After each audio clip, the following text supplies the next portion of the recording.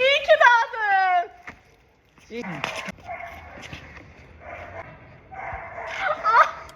Aşırı güzel görünüyor. Ben qəşəng görsün. Sen de çok iyisin. Olayız. Genlerimize sağlık.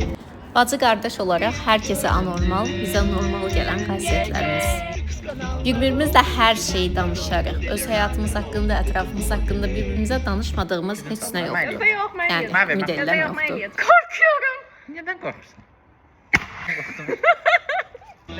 Birlikdə çox əylənirik. Dünyaya ikinci dəfə gəlsəm, ikinci dəfə nədir? 100-cü dəfə gəlsəm belə yenə bacımın təxminə qardaşımın əli olmağını istəyərəm.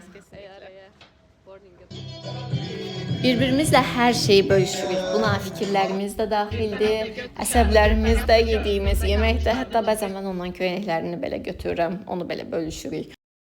Yaxşı ki doğulmusan, yaxşı ki varsan, 19 yaşını təbrik edirəm. Amma istəyirsən 119 yaşına gəl, yenə də səninlə dalga keçmək həyatda en sevdiyim şey olacaq.